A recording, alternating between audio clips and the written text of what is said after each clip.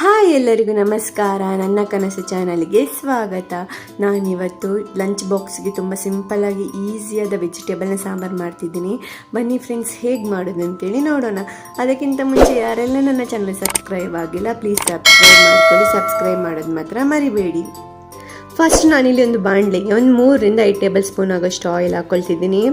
Oil ಬಿಸಿ ಆದ ನಂತರ ಅರ್ಧ ಸ್ಪೂನ್ ಆಗುವಷ್ಟು ಸಾಸಿವೆ, ಅರ್ಧ ಸ್ಪೂನ್ ಆಗುವಷ್ಟು ಜೀರಿಗೆ, ಒಂದೆರಡು ಒಣಮೆಣಸಿನ್ಕಾಯಿ, ಒಂದು 4-5 ಎಸಳು ಬೆಳ್ಳುಳ್ಳಿ ಜಜ್ಕೊಂಡು ಹಾಕೊಳ್ಳೋಣ. ಹಾಗೆ ಚಿಟಿಕೆ ಆಗುವಷ್ಟು ಇಂಗು, ನಂತರ ಸ್ವಲ್ಪ ಕರಿಬೇವು ಹಾಕೊಳ್ಳೋಣ. ಈಗ ಇದನ್ನೊಮ್ಮೆ ಮಿಕ್ಸ್ ಮಾಡ್ಕೊಳ್ಬೇಕು. ಈಗ ಒಂದು ಸಣ್ಣ ಸೈಜ್ ನೀರುಳ್ಳಿ ಹಾಗೂ ಒಂದು ಸಣ್ಣ ಸೈಜ್ ಟೊಮೆಟೊನ ಸಣ್ಣದಾಗಿ ಕಟ್ ಮಾಡ್ಕೊಂಡು ಹಾಕೊಳ್ತಿದ್ದೀನಿ. ಇದು ಈಗ ಒಂದು ಸಾಫ್ಟ್ ಆಗೋ ತನಕ ಫ್ರೈ ಮಾಡ್ಕೊಳ್ಬೇಕು. ಈಗ ನೀರುಳ್ಳಿ ಸಾಫ್ಟ್ ಆಗಿದೆ. ಈಗ ನಾವು ಇದಕ್ಕೆ ವೆಜಿಟೇಬಲ್ ಆ್ಯಡ್ ಮಾಡ್ಕೊಳ್ಳೋಣ. ನಾನಿಲ್ಲಿ ಕಾಲಿಫ್ಲವರ್, ಮೂಲಂಗಿ, ಆಲೂಗಡ್ಡೆ ಹಾಗೂ ನುಗ್ಗೆಕಾಯಿನ ತೊಗೊಂಡಿದ್ದೀನಿ. ನಿಮ್ಗೆ ಏನಾದರೂ ಬೇರೆ ವೆಜಿಟೇಬಲ್ ಬೇಕಾದರೆ ಬೇರೆ ವೆಜಿಟೇಬಲ್ ತೊಗೊಳ್ಬೋದು. ಕಾಲಿಫ್ಲವರ್ನ ನಾನು 5 ನಿಮಿಷಗಳ ಕಾಲ ಬಿಸಿ ನೀರಿಗೆ ಅರಶಿನ ಹಾಕಿ ನೆನೆಸಿಟ್ಕೊಂಡಿದ್ದೆ. ರುಚಿಗೆ ತಕ್ಕಷ್ಟು ಉಪ್ಪು ಹಾಕ್ಕೊಂಡು ಈಗ ಇದನ್ನು ತರಕಾರಿಗಳನ್ನೆಲ್ಲ ಒಂದು 10 ನಿಮಿಷಗಳ ಕಾಲ ಬೇಯಕ್ಕೆ ಬಿಡಬೇಕು.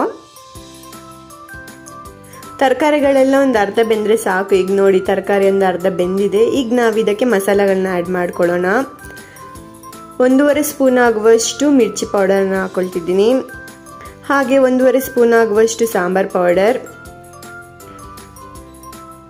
ಅರ್ಧ ಸ್ಪೂನ್ ಆಗುವಷ್ಟು ಅರಶಿನ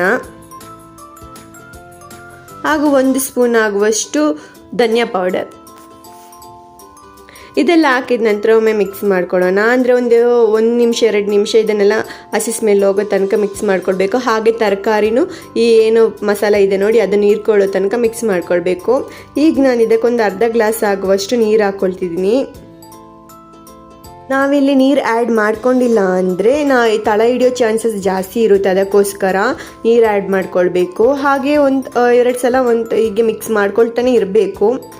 ಈಗ ನೋಡಿ ಆಗಿದೆ. ಈಗ ನಾವು ಇದಕ್ಕೆ ನಾನು ಸಪ್ರೇಟಾಗಿ ಬೇಯಿಸ್ಕೊಂಡಿದ್ದೆ ತೊಗರಿಬೇಳೆನ ಹಾಕ್ಕೊಳ್ತಿದ್ದೀನಿ. ತೊಗರಿಬೇಳೆ, ಟೊಮೆಟೊ ಹಾಗೆ ಜೀರಿಗೆ ಹಾಕ್ಬಿಟ್ಟು ನಾನು ಬೇಯಿಸ್ಕೊಂಡಿದ್ದೆ. ಸ್ವಲ್ಪ ಕರಿಬೇವನ್ನು ಹಾಕ್ಕೊಂಡಿದ್ದೀನಿ. ಇದನ್ನು ಆ್ಯಡ್ ಮಾಡ್ಕೊಳ್ಳೋಣ. ಆ್ಯಡ್ ಮಾಡ್ಕೊಂಡು ಈಗ ನಮಗೆ ಎಷ್ಟು ಬೇಕಷ್ಟು ನೀರು ನೋಡ್ಕೊಂಡು ಹಾಕ್ಕೊಳ್ಳಿ. ನೀರು ಹಾಕಿದ ನಂತರ ಒಮ್ಮೆ ಮಿಕ್ಸ್ ಮಾಡ್ಕೊಳ್ತಿದ್ದೀನಿ.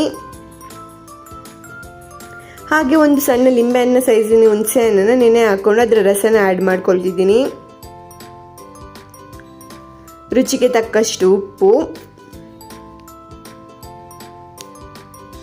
ಈಗ ಇದು ಸಾಂಬಾರು ಚೆನ್ನಾಗಿ ಕುದಿ ಬರೋಕ್ಕೆ ಒಂದು 10 ನಿಮಿಷ ಬಿಡಬೇಕು.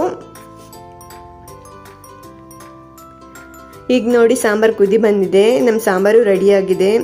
ವೆಜಿಟೇಬಲು ಚೆನ್ನಾಗಿ ಬೆಂದಿದೆ. ತುಂಬ ಈಸಿಯಾಗಿ ಸಿಂಪಲ್ಲಾಗಿ ಮಾಡುವಂಥ ಸಾಂಬಾರು. ಈಗ ನಾನು ಇದಕ್ಕೆ ಸ್ವಲ್ಪ ಕೊತ್ತಂಬರಿ ಸೊಪ್ಪನ್ನು ಹಾಕ್ಕೊಳ್ತಿದ್ದೀನಿ. ಬ್ಯಾಚುಲರ್ ಅಂತೂ ತುಂಬಾ ಈಸಿಯಾಗಿ ಮಾಡ್ಕೊಳ್ಬೋದು. ಕೊತ್ತಂಬರಿ ಸೊಪ್ಪು ಹಾಕೊಂಡೊಮ್ಮೆ ಮಿಕ್ಸ್ ಮಾಡಿದರೆ ತುಂಬಾ ರುಚಿ ಅಂತ ತುಂಬಾ ಚೆನ್ನಾಗಿರುತ್ತೆ. ಕಡಿಮೆ ಸಮಯದಲ್ಲಿ ಈಸಿಯಾಗಿ ಮಾಡುವಂಥ ಒಂದು ಸಾಂಬಾರಾಗಿದೆ. ನೋಡಿದ್ರಲ್ಲ ಫ್ರೆಂಡ್ಸ್, ನಾನು ಈ ವೆಜಿಟೇಬಲ್ ಸಾಂಬಾರು. ನನ್ನ ಈ ವಿಡಿಯೋ ಇಷ್ಟ ಆದರೆ ಪ್ಲೀಸ್ ಲೈಕ್ ಮಾಡಿ, ಶೇರ್ ಮಾಡಿ, ಕಮೆಂಟ್ ಮಾಡಿ, ಸಬ್ಸ್ಕ್ರೈಬ್ ಮಾಡೋದು ಮಾತ್ರ ಮರಿಬೇಡಿ. ಹೀಗೆ ಹೊಸ ಹೊಸ ರೆಸಿಪಿಯೊಂದಿಗೆ ಮುಂದಿನ ವಿಡಿಯೋದಲ್ಲಿ ಸಿಗೋಣ. ಧನ್ಯವಾದಗಳು.